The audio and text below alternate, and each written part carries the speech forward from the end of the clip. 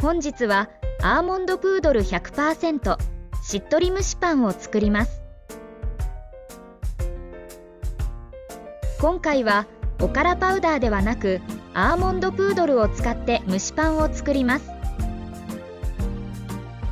アーモンドプードルは 100g あたり糖質約 10.8g です。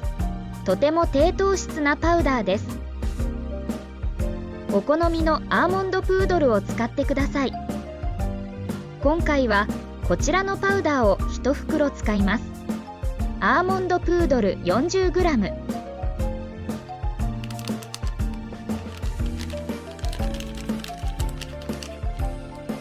ラカンカ 5g から 10g、 ベーキングパウダー 3g、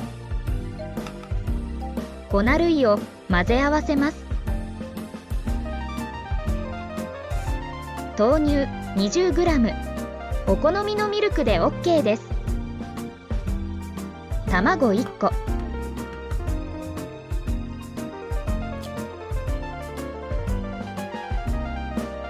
すべての材料を混ぜ合わせます。ラカンカは 5g だとスイーツとしては甘さ控えめです。10g だと結構甘めです。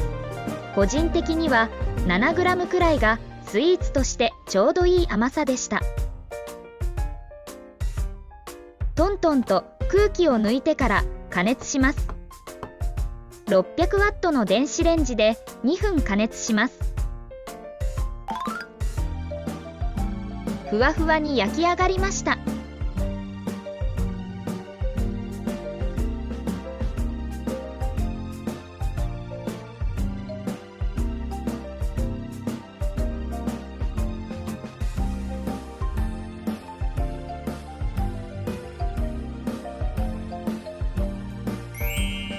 アーモンド蒸しパンの完成です。生地はとてもきめ細かくてしっとりふわふわです。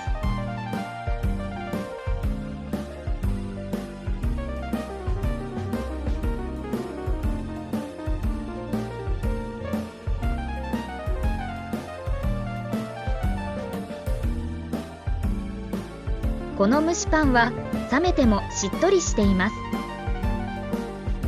カステラの食感にも似ていてスイーツっぽい蒸しパンです。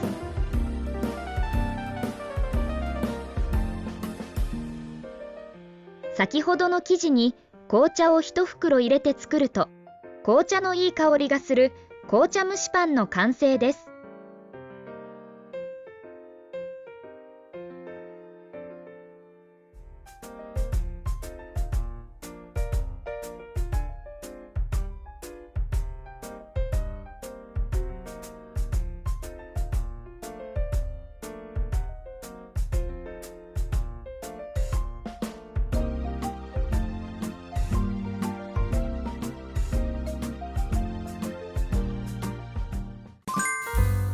今回使った材料はアーモンドプードル 40g、 ラカンカ 5g から 10g、 ベーキングパウダー 3g、 豆乳 20g、 卵1個。とてもしっとりしているのでパクパク食べられます。低糖質でも美味しい蒸しパンが作れます。アーモンドプードルもぜひお試しください。